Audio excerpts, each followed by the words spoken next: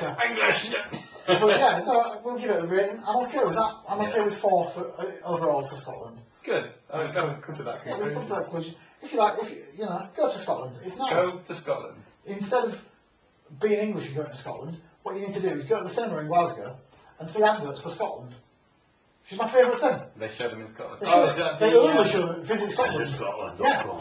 Scotland's got golf courses. It's great. Great, you should know you're from there. Yeah. And Last week you get 2 port to go. And I'd sit in what was then, I think, the world's tallest cinema in the centre, the very heart of Glasgow. Yeah. 18 screens. Like a wet dream for me. Brilliant. I went to see something like 186 films in a year. Fucking hell. Which, for me, even for me, that's a bit much. But I'm sitting there and I'm thinking, right, okay, adverts, trails, I've got to pick and mix. I gotta visit Scotland. And I'm thinking, hang on, I'm in Glasgow. Does it mean Scotland, Pennsylvania or something? Well, there is a Scotland, Pennsylvania. Is there? Yeah.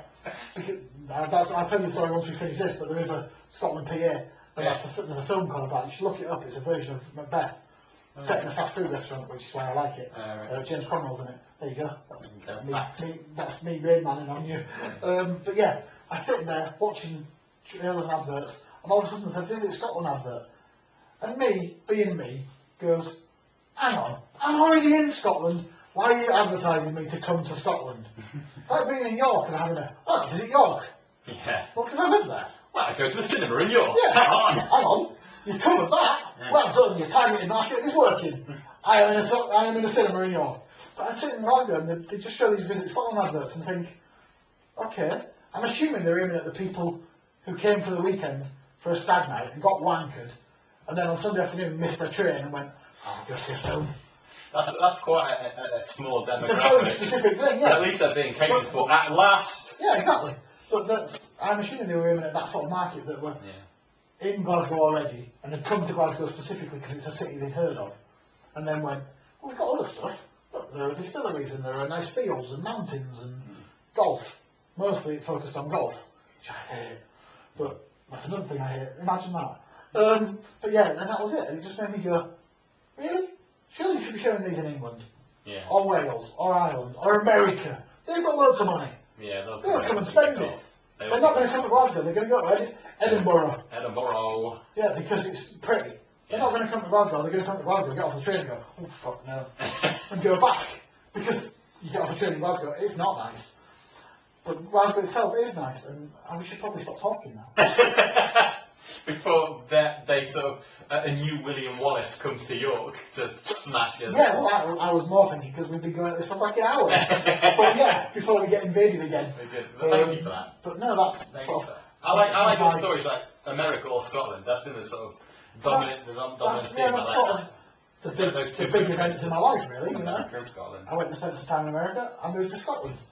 All the bits in between, because nothing happened when I lived in Selby. No, well, still. It's Selby.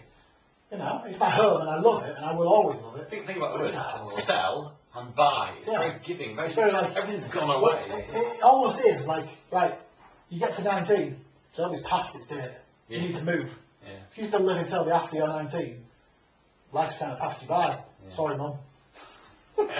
Sorry, anyone who lives there who knows. In fact, yeah. They're not listening. No, they're not. Come on, they don't have the internet. No, they're not allowed this is true, yeah. You can't be trusted in Selby. There's about 3 people who are allowed and they control the big red button. Big red button. That means, yeah. They give it a keyboard that's like missing all the vowels so they can't go to any good websites. But no, I you know, Selby's my home and I love it and I will always love it. But it's a home. Yeah. There's very little to recommend it other than a really beautiful abbey and a fantastic restaurant called Number 8.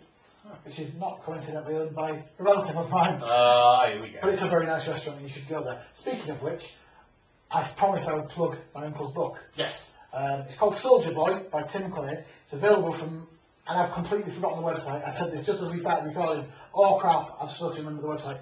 If you go to our Facebook page, the link is there. It's basically a tale of how a slovenly, aimless young man joined the army and turned into a proper human being. He's one of the success stories of the armed forces. He's from Selby, yeah. He's my youngest uncle, which sounds weird, but that's because there's so many of them. So what's that book called? It's called Soldier Boy. Who's it by? By Tim Clay. Tim Clay. There was an article in the press, so if you struggle, it's something like the York Publishing Company. I'll put the link on somewhere. Or just Google it. Yeah, it'll come up. Please go buy it. It's a cracking book. really funny, which I wasn't expecting, because obviously I sort of vaguely know the story, because he's my uncle. Yeah. I remember him joining the army, I was like 5 or 6, something like that.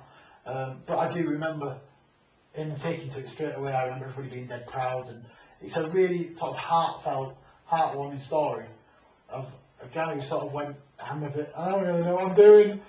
I could have the potential. Go to the army or do a podcast. Yeah, That's your option. exactly, yeah. He sort of had the potential to be something less, and get sucked into a horrible, scummy factory job or whatever. And he went, do you know what? I'll do this. And it's a really sort of moving, amusing, heartwarming tale. And if you know anyone who's in the army, I would definitely recommend it to them. It's called Soldier Boy by Tim Clay. I've given up enough of our time to that book now. Sorry, Tim. I said I'd plug it, and I have. I'll put the links on our Facebook site, and you should all go buy it. It's out this week. It's priced at a bargain of $7.99. And while you're buying that book, make sure you buy a ticket to Aurally Fixated Live. Aurally Fixated Live, 26th of April, 2010. Although by the time they finish listening to this, looking at how long we've been going, it might actually be Monday. Actually, we've missed it, sorry. If you sat in the audience waiting for us, we are sorry. We're late, we'll be there soon, sorry. But obviously, we'd like to hear from all of you, as usual. Please do, yeah. Aurallyfixated at live.co.uk. Give us an email. Or, like I say, on Facebook, search for Aurally Fixated. Be our friend, and we can chat on there. Come see us on Twitter. We're tweeting, yeah. And we're tweeting a lot. Aurallyfixated.podbean.com is the main website with details of the live show on there, and also you can see the other episodes of stuff like this that we've done. All manner of them. But that's good. That's 10 episodes in the can. Baby. Wow. Well done, you made me proud. This is a record. We've done an hour and a half nearly? No, this is 7 hours long. Wow. If you've lost the will to live, we're sorry. We're sorry. No, we're not. No, it's we're not. Brilliant. We're geniuses, and you're an idiot because you're listening to podcasts. Who does that, you dick? But anyway, yes. Come back next week and listen, because it's going to be the actual live show. The live show, hopefully. However, that'll be edited. But no, we don't know, yeah, we'll see. You might not be able to hear us at all because the audience will be laughing so much. So much. And they'll go crazy, and they'll just gang mob us. And we will, of course, have the video up on YouTube. That'll be up soon, yeah. So we may also have some video of the stand-ups and people who are with us. Yeah, we'll stick all that stuff up there. There'll be links to everybody. If you see them and like them, give them a job. Yeah. They're stand-ups. They're good. They might not have a real job, but it counts. Yeah. They're trying. They might not be real people. They might be just cardboard cutouts that me and Steve are operating from backstage. But it's still funny. We are funny. My name is Howard Murphy Short. I'm still Steve Shearer. This is Aurally Fixated, episode 10. You just listened to it. Congratulations. Thank you very much. You are effing brilliant. Bye. Bye.